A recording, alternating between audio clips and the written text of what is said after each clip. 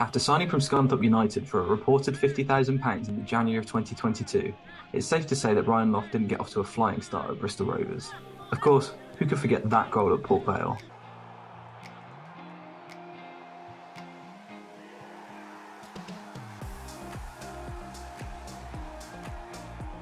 Plus the impact he made off the bench against Rochdale to help us secure a vital 3 points on the way to promotion.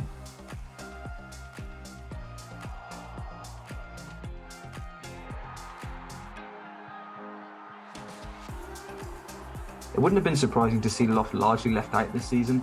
He could easily have dropped down the pecking order and then maybe be loaned out before eventually getting released or something. I think few of us could have predicted what was to happen instead.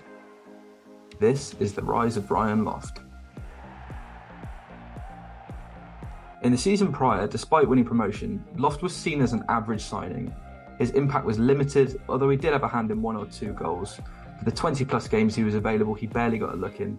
His touch was poor, his positioning left wanting, and he very much looked like a player with low confidence coming straight from the Football League's bottom side in Scunthorpe.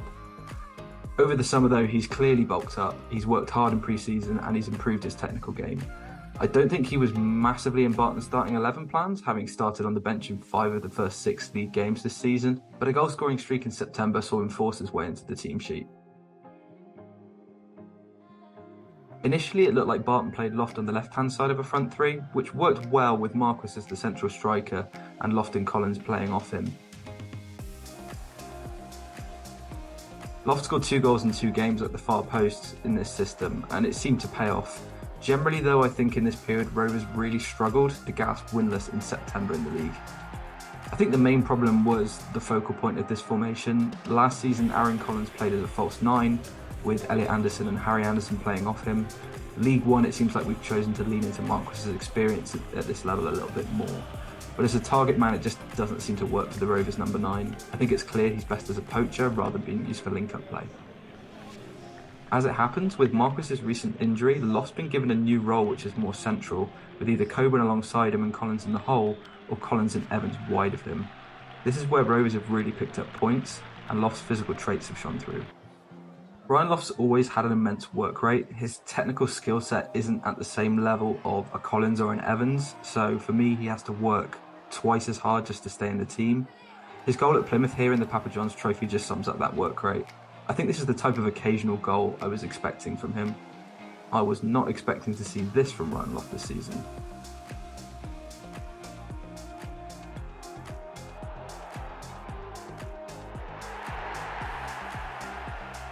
I think Exeter away was the first time Loft started to establish himself as the target man that we've desperately needed, and he's really started to thrive in this role. Watch here as Loft picks the ball up 35 yards out, blitzes past his man with the 2 inside forwards stretching the defence, and plays the pass that creates the goal for Marquis.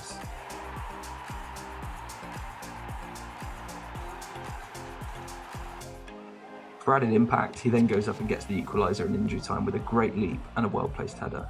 Simply, we would not have got anything out of this game if it wasn't for him.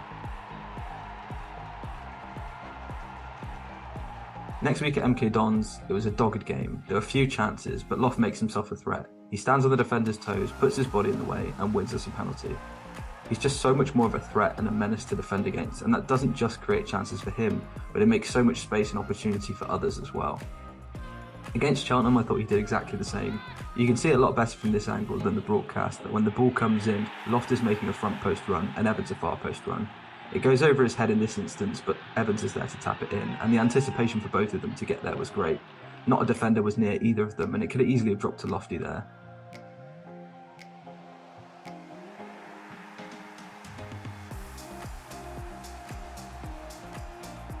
You can also see this against Cambridge when Collins makes this wide run. He puts the ball in, and Coburn's making the front post run, and Lofty's making the back post run. The strikers are splitting the defence and making it very difficult to know who to mark. Going back to Cheltenham, this is probably the best example of him making himself a nuisance for centre-backs. He stands on the defender's toes, doesn't let him challenge for the ball at all, and Collins is clean through after anticipating that Loft would prevent the defensive header. And yeah, great finish. He actually did the exact same thing a few weeks back, making it awkward for the Lincoln defender to clear the ball and letting Collins in behind. In general, the Collins-Loft partnership, although it's come in many different forms in front threes and as a pair, It's been very effective now that they've gotten used to each other's game, and you can see that in them anticipating what the other is planning to do with the ball. The chemistry between them is really growing, and we're scoring plenty of goals in what's probably our strongest third of the pitch at the moment. So yeah, in summary, it's been a bit of a zero to cult hero story for Loft. The season's nearly a third of the way through, and he's just improving every week. With Josh Coburn in the squad, it makes it an interesting dilemma for Barton, as Loft's clearly established himself as a key part of the puzzle. But it's a nice problem to have, and it's even nicer to see Lofty thriving in League One and proving to be worth every penny that we've paid for him so far. If you've enjoyed this, please drop a like and a subscribe. Check out the GasCast podcast if you're not already a listener. If you are, we'll catch you there. Up the gas, and thanks for watching.